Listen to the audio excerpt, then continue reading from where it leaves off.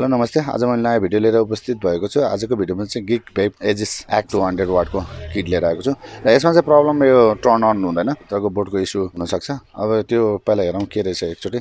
हामी यसमा ब्याट्री हालेर हेरौँ।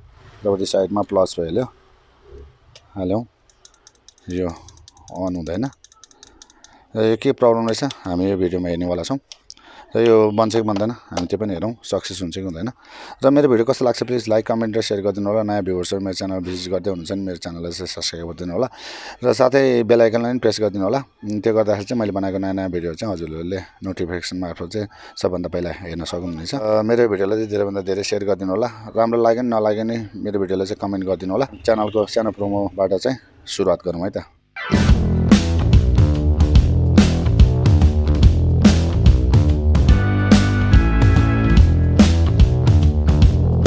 प्लस भइहाल्यो।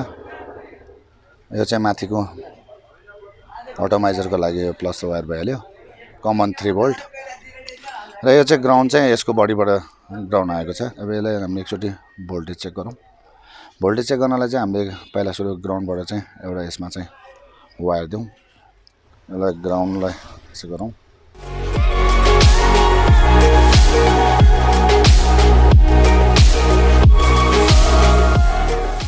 यसको ग्राउन्डको लागि हामीले यसरी वायर राखेका छौँ।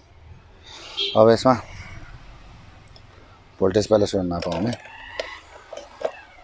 कति कति भोल्ट आएको छ। ब्याट्री पनि लगाउँ।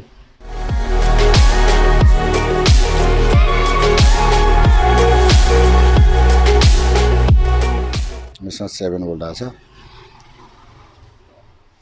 यसमा 3.95 र यसमा 7.84 भोल्ट आएको छ। अब लगभग यहाँ पनि भोल्टेज आउनै पर्यो। 3.95 आएकै छ। यहाँ 3.28 यहाँ 3.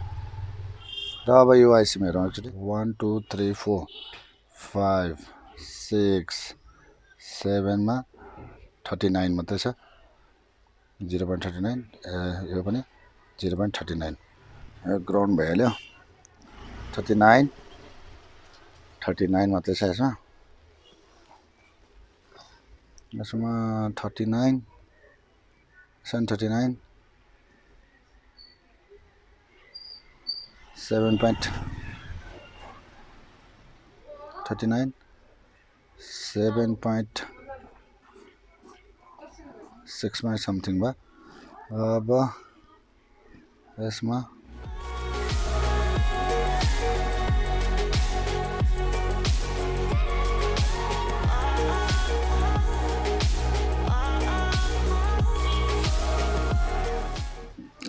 भोल्टेज पुरा आएको छैन। यसमा म्याक्सिमम भोल्टेज आएको भनेको 0.39 45 दिन भोल्टेज मात्रै आएको छ यो आइसीमा पनि र यो आइसीमा पनि त्यति मात्रै भोल्टेज आएको छ। अब यसमा यो आइसीमा र यो आइसीमा लगभग हामीलाई 3.45 3.5 भोल्ट चाहिँ हामीलाई यसमा चाहिँ चाहिन्छ। यसलाई के गरौँ भन्दाखेरि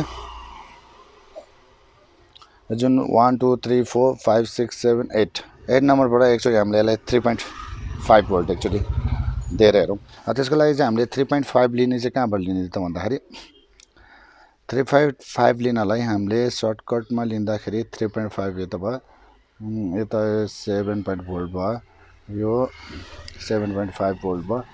अब यो पनि 3.95 यो 3.95 यसमा 7 भोल्ट आएछ। यसमा 7 यसमा 3.95 अथवा 3.5 भोल्टले चाहिँ हामीले यसमा जम्प पर्दै एकचोटि हेरौँ। यसमा त्यो गर्दाखेरि यसको भोल्टेज यसमा जान्छ, यसमा यो आइसीमा पनि जान्छ। त्यही कारणले हामीले अब यही चेक गरिहाल्यौँ।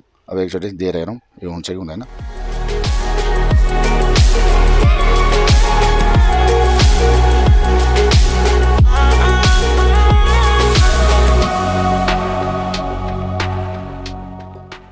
हामीले यहाँ जम्पर लगायौँ। यसरी चाहिँ यो पिनबाट हामीले यो पिनमा जम्पर लगायौँ। एकचोटि यो नापौँ।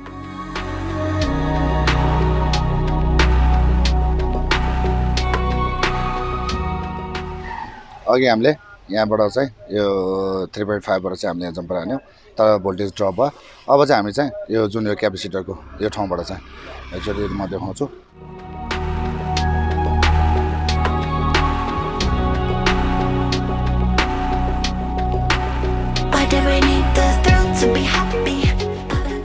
चाहिँ हामीले हानेको थियौँ यहाँबाट चाहिँ यहाँ राख्दाखेरि चाहिँ ड्रप हुन गएको थियो यहाँ चाहिँ 64 भोल्ट आइरहेछ अब हामी चाहिँ यसको यो 3.28 बाट चाहिँ एकचोटि यहाँ जम्पर हानेर हो